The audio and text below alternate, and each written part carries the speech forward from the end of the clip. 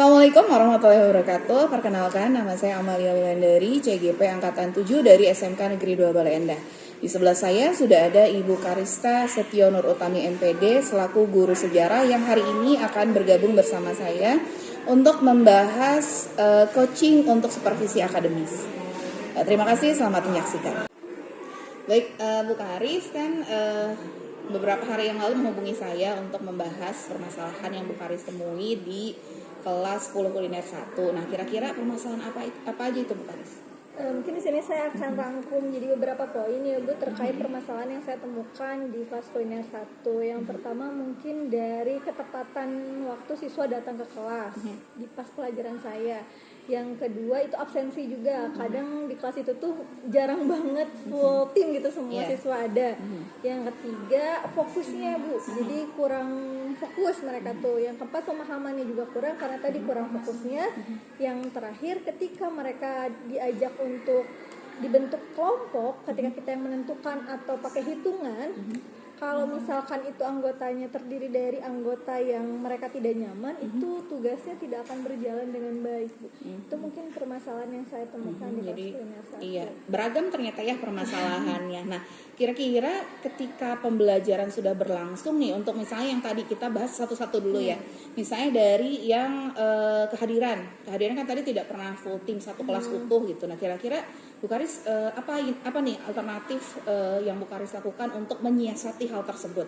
Nah, sebelum kemarin saya mengajar di kelas kuliner 1, minggu lalu saya pernah masuk setelah libur itu saya masuk. Ada siswa yang memang sering kali nggak masuk. Akhirnya saya meminta bantuan teman sekelasnya. Kalau nanti temannya masuk, tolong panggil untuk bertemu saya. Nah, hari Seninnya, alhamdulillah anak tersebut bertemu dengan saya tanya kenapa tidak hadir, dia menyebutkan sakit dan bla bla bla, izin dan sebagainya. Akhirnya saya memberikan nasihat, mendekati secara pribadi untuk memberikan semangat agar ketika pembelajaran saya masuk ya, jangan izin-izin lagi, apalagi kan sebentar lagi mau menginjak PAT. Akhirnya alhamdulillah kemarin masuk, tapi ada lagi yang orang berbeda lagi yang tidak masuk, tapi yang memang yang tidak sering masuknya karena pernah saya panggil di hari Senin, akhirnya masuk pas hari Rabu kemarin. Oke, itu untuk yang pertama ya. Nah, kalau untuk yang tadi kan yang permasalahan kedua tentang fokus nih ya, mereka itu agak kesulitan fokus. Nah, selama ini yang sudah Bu Karis lakukan untuk membuat fokus mereka itu lebih meningkat lah dari hari-hari biasanya, itu seperti apa biasanya? Biasanya saya nggak langsung mulai ke pembelajaran, biasanya ada ice breaking dulu atau bercanda-canda santai. Terus kan kalau di kelas itu tuh kan di sejarah tuh ada jargon ya Bu ya. Mereka tuh sangat favorit banget Bu dengan jargon tersebut. Jadi saya coba dengan berkali-kali ituin jargonnya untuk anak tersebut, baru saya mulai ke masuk pembelajaran. Ya betul, bahkan di pembelajaran bahasa Indonesia saja kadang suka menyebutkan historia gitu. Saking nempelnya jargon itu kan. Nah, yang diingat tuh jargonnya justru. Tapi apa kan jadi jembatan ya untuk masuk ke materi. Oke, sekarang kita lanjut ke permasalahan ketiga. Tadi kan Bu Karis menyampaikan tentang pemahaman mereka yang ketika misalnya masuk materi itu kalau di kelas lain mungkin bisa langsung klop, bisa langsung nyambung, kalau ini agak sulit begitu mungkin. Nah, kira-kira kalau menurut analisis Bu Karis ini kenapa nih anak-anak bisa seperti itu? Kalau menurut Karis untuk tipe kelas ini kan kalau biasanya memang Karis tuh biar anak nggak bosen selalu ganti-ganti metode dan membawa media. Tapi nggak setiap minggu juga saya membawa media. Waktu itu saya pernah membawa media wayang. Itu hanya tampilannya nggak menggunakan infokus, tapi saya berperan menjadi wayangnya. Itu justru lebih fokus anak-anak tuh Bu ketika saya memperagakan langsungnya dengan suatu media. Ketika ditanya ke anak-anaknya, ibu tahu ini semua hampir mayoritas bisa fokus karena mereka melihatnya bukan diri saya tapi wayangnya media yang saya bawa. Mulai waktu praksara pun saya membawa media kayak batu-batu gitu. Kemudian kalau misalkan itu medianya. Selain itu juga saya pernah menggunakan media game. Nah, itu justru juga anak-anak lebih aktif, lebih fokus. Berarti saya simpulkan sudah mungkin kebanyakan mayoritas anak-anak tuh jadi dia tuh harus melihat dulu bentuknya. Yang kedua, mereka tuh suka banget bergerak, tidak bisa stay di satu tempat. Karena ketika mereka stay di kursinya saja, itu susah untuk mereka fokus. Kadang kalau misalkan sudah lama saya ngomong atau mereka berdiskusi, pasti gatel untuk memegang handphone.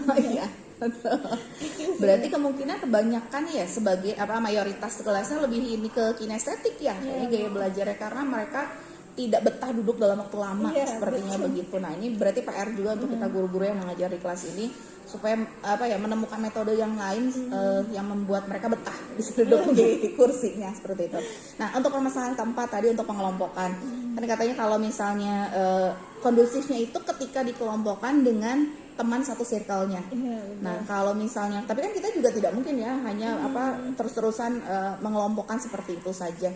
Nanti permasalahan berikutnya sebetulnya berkaitan dengan diferensiasi itu tadi gitu. Nah kira-kira solusi apa nih yang sudah Bu Karis terapkan di kelas ini untuk membuat proses pengelompokan ini jadi lebih mudah dan tapi tetap bermakna untuk mereka? Nah, jadi biar tetap ada perbedaannya juga karena kan setiap anak kemampuannya berbeda-beda. Saya biasanya menentukan dulu ketua kelompoknya yang memang bisa merangkul teman-temannya itu di setiap kelompok. Tapi sebelum itu ketika saya sudah memilih mereka menjadi ketua kelompok, saya menanyakan dulu bersedia tidak menjadi ketua kelompok.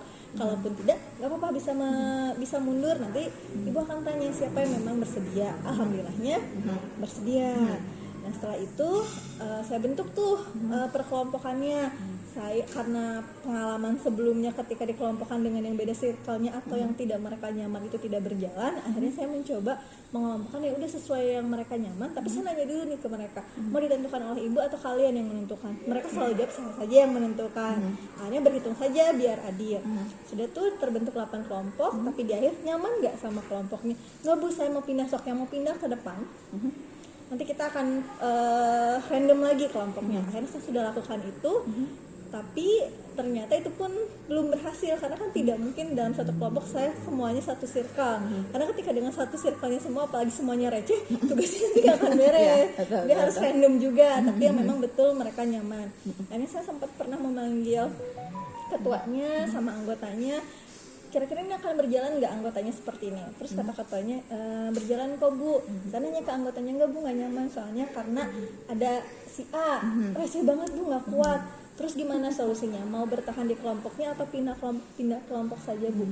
Akhirnya karena bukan saya lebih menuruti gimana keinginan anak, karena ini hanya satu kelompok saja yang bermasalah ketika sudah ditempatkan dengan teman-temannya yang mayoritas nyaman, tapi ada satu kelompok yang enggak. Akhirnya saya memutuskan untuk memanggil personal dan meminta kenyamanan dia maunya sama siapa. Yang penting tugas ini dia juga bisa mengikuti. Akhirnya solusi yang terakhir pindah ke kelompok yang memang dia betul nyaman dan persyaratannya dia harus betul-betul bertanggung jawab di kelompok tersebut. Itu sih paling Bu. Iya. Nah dari 4 permasalahan ini kira-kira nih yang sampai sekarang masih agak mengganjal di Bu Karis dan sampai sekarang kayaknya masih dicari alternatifnya apa ya, solusi yang lainnya apa ya. Nah di antara 4 ini kira-kira yang mana Bu? Yang saya paling ini ya Bu ya, karena sering banget itu absensi. Yang kedua itu, jadi karena saya tuh jamnya itu setelah istirahat, jadi yang saya pengen kan kalau idealnya mah pas jam sudah selesai istirahat tuh langsung mulai lambat 5 menit tuh ya wajar lah ya Bu, tapi kalau udah lebih dari segitu ya saya juga jadinya kewalahan juga karena kan sejarah hanya 2 jam Bu. Nah itu paling Bu terkait waktu kedisiplinan mereka untuk bisa masuk ke kelas saya tepat waktu. Kalaupun nggak tepat ya lebih dari 5 menit sih masih nggak apa-apa gitu. Tapi ya itu sendiri yang masih jadi PR sampai saat ini gitu terkait kedisiplinan dan juga kehadiran. Nah kalau untuk kehadiran sendiri kan sebetulnya kadang di kelas ini 36 masuk semua ya, tapi ternyata tetap tidak full ya di kelas. Kayak misalnya hari kemarin ada yang di UKS, ada yang ikut kegiatan gitu. Nah, sebenarnya masuk tapi ada alasan yang membuat mereka harus ke tempat lain gitu. Nah, kira-kira ada solusi lain nggak nih? Kira-kira Bu Karis akan mencoba menerapkan solusi ini supaya merekanya tertarik untuk masuk kelas Bu Karis nih di pelajaran sejarah. Kira-kira ada alternatif solusi lain nggak? Kalau saya pribadi itu biasanya mendekati orangnya secara pribadi Bu. Kalau misalkan secara pribadi masih nggak bisa, saya mencoba untuk menjadikan murid saya itu sebagai teman saya Bu, sahabat saya. Bagaimana caranya? Saya memancing dia untuk bisa menceritakan kenapa sih nggak masuk di pelajaran ibu, alasannya apa, terus kendalanya apa. Biasanya saya coba mencari tahu itu dulu sampai dia tuh benar-benar nyaman dulu loh sama saya. Ketika dianya udah nyaman sama saya, apapun yang saya nasihati mungkin akan dia dengar, ketimbang dengan dianya juga nggak respect sama saya, nggak akan sama sekali didengar. Biasanya kalau di kuliner satu tuh gitu Bu, jadi ketika kitanya udah klik, baru apa yang kita, oh iya Bu, siap Bu, ya Bu, maaf Bu. Tapi kalau mereka udah nggak respect sama gurunya, jangankan untuk fokus dengan materi kita, nyaman di kelas pun Iya, gitu. Gitu sih Bu yang baru saya bisa cari solusinya. Tapi kira-kira kalau solusi ini sudah pernah diterapkan atau baru terpikir nanti deh kalau misalnya minggu depan seperti itu saya akan coba alternatif yang ini? Belum Bu, saya baru panggil secara personal antar saya adalah guru mapelnya dengan anak bersangkutan, tapi anak bersangkutannya kan sudah masuk. Terus juga memang dulu ada yang sering banget nggak masuk, beda lagi anaknya. Tapi pas sudah beres libur, alhamdulillah sih Bu masuk. Jadi metode yang ini yang belum saya coba untuk di kelas ini. Berarti tadi bisa ngobrol dengan anaknya secara personal, kemudian tadi berlaku seperti teman gitu ya, ngobrol santai lah dengan mereka gitu. Nah, di antara dua solusi ini kira-kira mungkin ada sesuatu hal yang terpikir lain nggak nih supaya anak-anak itu semangat masuk kelasnya Bu Karis? Ada lagi nggak kira-kira apa ya gitu yang bisa nanti mau coba ini, kira-kira kepikiran hal yang lainnya nggak? Paling yang saya kepikiran itu tadi Bu, karena yang anak-anak tuh gaya belajarnya itu kebanyakan kinestetik, mungkin saya di awal pembelajaran tidak akan masuk ke materi, mungkin akan dibuat games-games singkat untuk bisa memotivasi mereka belajar. Jadi ketika saya udah memanggil anaknya untuk nanti masuk ya di pelajaran ibu, nanti ada ini loh, ada gamesnya, nggak akan serius-serius amat kok, kita nyantai belajarnya. Mungkin itu yang akan saya coba biar menarik perhatian anak. Oh, besok pelajaran ibu nggak serius-serius amat nih, kayaknya seru nih. Nah, kayaknya seperti itu sih Bu, soalnya kalau anak-anak nanti pelajaran ibu ada tugas gini, nah itu udah anak-anak males gitu. Jadi coba untuk memberikan ketertarikan dulu ke anak biar anak itu termotivasi buat masuk ke pembelajaran saya gitu paling. Nah, kan tadi udah beberapa solusi nih. Kira-kira kapan nih Bu Karis akan menerapkan solusi-solusi tadi supaya anak-anak memang tertarik masuk kelas Bu Karis gitu tanpa paksaan? Setelah saya observasi lagi, kalau misalkan masalah ini masih kunjung anaknya tidak berubah dan kehadirannya masih bermasalah, saya akan mencoba untuk menerapkan solusi yang mungkin beberapa alternatif yang tadi saya sudah sebutkan ke Ibu. Akan saya coba ketika memang minggu depan anak tersebut masih ada permasalahan yang sama gitu ya. Oke. Berarti minggu depan ya mudah-mudahan sih masuk semua ya, tapi misalnya kalaupun misalnya ada yang tidak masuk lagi dan ada yang banyak beralasan, coba nanti solusi yang tadi sudah ada beberapa itu bisa diterapkan. Nanti mungkin kita bisa ngobrol lagi terkait pelaksanaan di minggu depan ya. Jadi mudah-mudahan sih masuk semua, tapi ya tadi ketika misalnya tidak masuk, mudah-mudahan solusi yang sudah tadi kita bahas mudah-mudahan bisa diterapkan gitu mungkin. Nah, iya Bu Karis, berhubungan dengan tadi metode mengajar, kemarin kan kita sudah lihat RPP-nya juga ya. Nah, sebetulnya kalau saya lihat di RPP itu secara umum memang sudah bagus, sudah baik, dari mulai tujuan pembelajarannya sudah lengkap, kemudian langkah-langkah pembelajarannya juga sudah bagus. Nah, sebetulnya yang ingin saya bahas di sini ada 3 hal. Yang pertama ada tentang budaya positif, kemudian ada KSE, kompetensi sosial dan emosional, dan juga pembelajaran berdiferensiasi.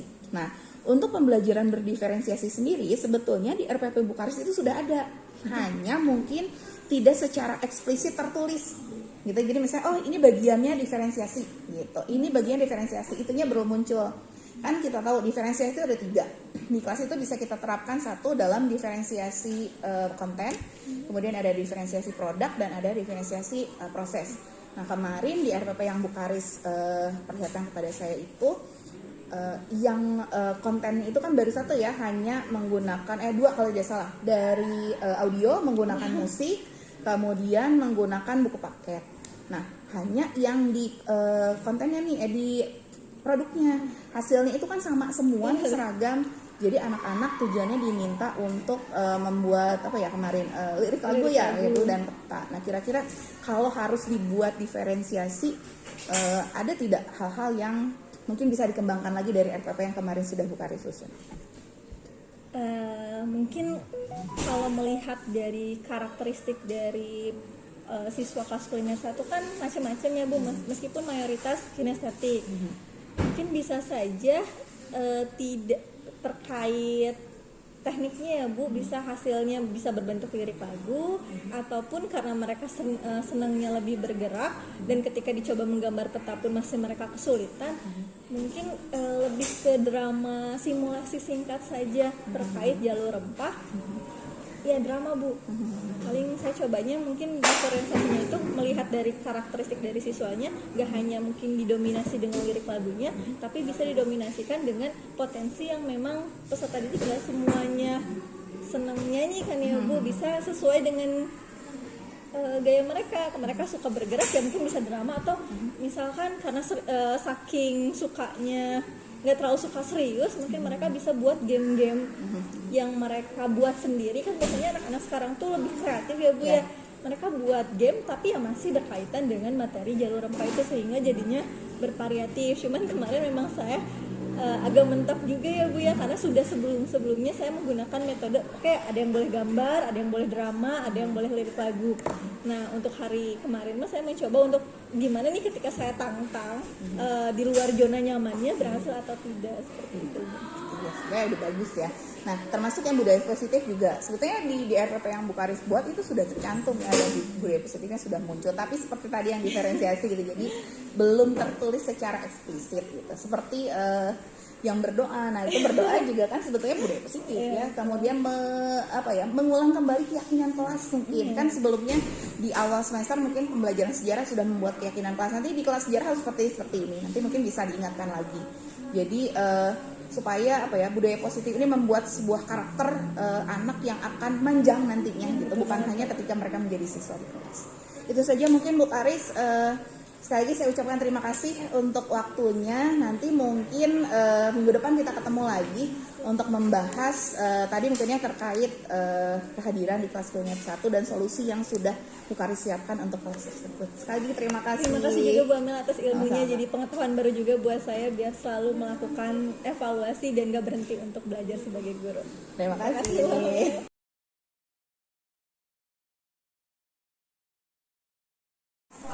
Tapi sebelum masuk ke materi, silahkan berdiri. Berdiri tegak semuanya, tidak ada yang jatuh. Kuliner 1. Jadi untuk sebelum kita mulai pembelajaran, Ibu mau SDT dulu biar kalian gak ngantuk. Kalian cukup mengikuti perintah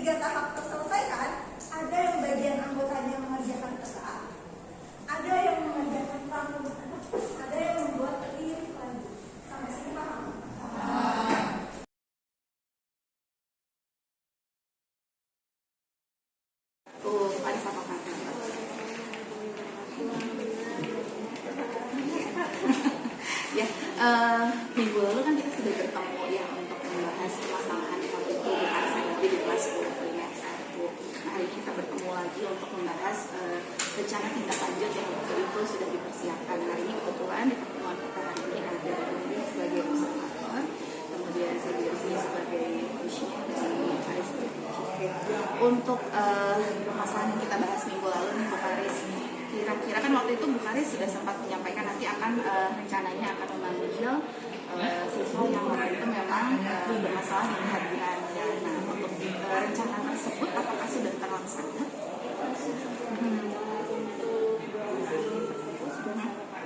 Tetapi menariknya ketika saya sudah panggil, justru dia ini juga pasti kemarin malah hadir. Karena saya sudah tanya baik-baik juga, tapi tetap juga nggak ada hasilnya. Anaknya nggak masuk sampai 2 kali pertemuan kemarin. Nah, kalau itu untuk yang kehadiran, kalau misalnya untuk yang masalah yang kedua nih, waktu itu kan kita bahas yang tentang fokus itu ya, siswa tidak fokus ketika materi sejarah. Nah, kalau untuk waktu itu rencananya seperti apa ya Bu Karis? Itu kan sempat Bu Ana juga menanyakan bagaimana apakah Ibu tuh memperhatikan diferensiasi kelasnya, karakterisasi seperti apa, tidak semua anak itu belajarnya visual atau hanya mendengarkan. Karena waktu itu saya SDK tapi hanya audio saja tanpa ada gambar gitu. Jadi saya coba lagi tindak lanjut tidak hanya di audio saja tapi bagaimana dicontohkan ke anak-anak. Ternyata ketika dicontohkan bukan hanya audio saja tapi dengan visual juga dengan gerakan kinestetiknya itu jauh lebih fokus. Anak-anak itu juga saya juga sebagai guru juga mencoba memperagakan itu di SDK-nya juga. Jadi anak-anak itu karena kebetulan di kelas primer 1 ini hampir mayoritas anak-anaknya itu super aktif di kinestetik, jadi mereka itu lebih suka bergerak. Jadi ketika kita langsung masuk ke materi itu anak akan kesulitan untuk fokus untuk beberapa anak, kecuali memang anaknya yang tidak kinestetik tapi yang mendengar dan visual itu sudah cukup. Jadi itu sudah saya lakukan dan alhamdulillah berhasil anak-anak menjadi lebih belajar. Karena selain audio tadi saya juga menggunakan media visual juga saya praktekkan dan dia itu mempraktekkan. Nah, terkait yang pembelajaran diferensiasi ini kan waktu itu hanya audio saja yang kemudian sudah ditambah dengan visualnya. Nah, untuk diferensiasi itu kan ada yang proses, produk, dan konten.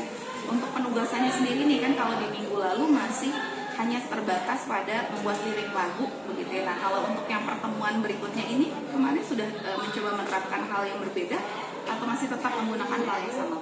Masih menggunakan hal yang sama karena melanjutkan karena produknya sudah jadi juga tentang lirik lagu.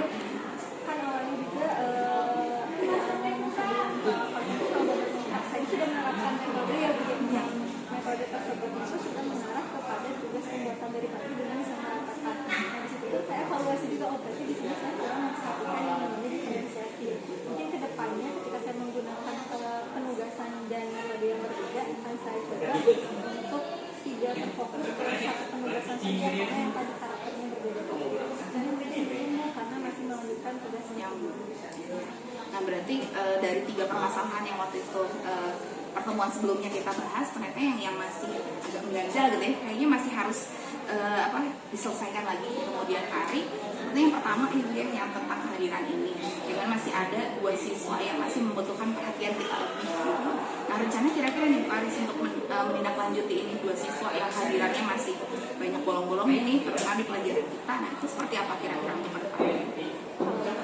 Satu mungkin saya akan berperan tidak sebagai guru tapi memposisikan diri saya sebagai temannya, dan yang kedua membuat kayak panjang tapi lebih kayak promosi gitu kan. Oh, nanti lo pelajaran ibu tuh nggak hanya tugasnya minggu kan tapi ada gamesnya loh, jadi biar anak tuh kayak tertarik. Saya akan ngomong nih karena nanti pelajaran harus menarik, ada gamesnya, bukan yang tugas yang nulis atau cuma presentasi aja tapi ada gamesnya. Jadi saya akan coba memang kalau misalkan saya menawarkan sesuatu yang memang anak itu tertarik, karena waktu saya menulis pesan-pesan teman-teman kemarin pesan-pesan menulis tentang anak tuh lebih suka pembelajaran saya itu ketika bermain games. Jadi itu juga akan menjadi solusi cara saya ketika saya personal bertanya ke anak tersebut terkait kehadirannya dan untuk kedepannya jadi lebih kayak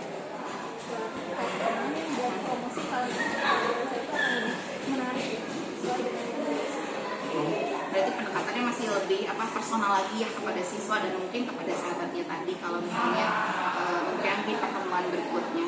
Kira-kira selain alternatif yang tadi masih ada alternatif yang harus rencanakan nggak nih kalau misalnya kira-kira ini sudah diterapkan tapi masih misalnya siswanya masih tidak hadir, kira-kira masih ada alternatif lain nggak untuk mengatasi masalah ini? Kalau misalkan masih belum saya tuh tipe yang ketika saya menemukan permasalahan di kelas, kalau anaknya berturut-turut, saya tidak akan langsung menghubungi wali kelas yang lebih tahu tentang anaknya. Saya akan coba cara saya bersama anaknya. Ketika misalkan cara saya tidak bisa, saya akan mencoba untuk menghubungi wali kelasnya. Siapa tahu dari wali kelasnya saya akan tahu, oh ternyata latar belakang anaknya itu seperti ini, kenapa dia. Rencananya ini kan kita sudah pertemuan terakhir juga nih ya. Berarti untuk ngobrol lagi dengan anaknya atau mungkin nanti ngobrol lagi dengan wali kelasnya itu kira-kira kapan akan? Coba ngobrol dengan wali kelasnya. Baik, Bu Karis, alhamdulillah pertemuan kita sekarang sudah selesai ya. Tadi Pak Karis sudah menyampaikan apa yang disampaikan dan rencana tindak lanjut dari pertemuan kita sebelumnya. Nah setelah kita ngobrol-ngobrol nih, kira-kira harapan dari Bu Karis nih atau misalnya apa nih setelah kita selesai pertemuan ini yang perasaan yang Bu Karis rasakan apa? Jujur saya senang, soalnya pembawaan dari Bang Nurul nggak bikin saya tegang tapi nyaman. Jadi saya juga bisa belak-belakan sharing tentang permasalahan yang saya hadapi. Terus kan Bangnya juga lebih ke mengarahkan yang saya juga pribadi menjadi evaluasi diri. Bahwasanya kan dulu tuh nggak bisa berhenti belajar, tapi bagaimana dengan setiap prosesnya ke depannya bisa lebih baik lagi. Dari yang Bang sebut arahan juga terkait diferensiasi juga mungkin akan saya lebih perhatikan lagi. Dimana saya akan lebih melihat karakteristik yang berbeda-beda dan tidak terfokus dengan satu kemampuan siswa saja seperti visualnya apakah itu menulisnya itu yang tenang apa yang fokus juga dan bagaimana saya menjadi guru biar bisa lebih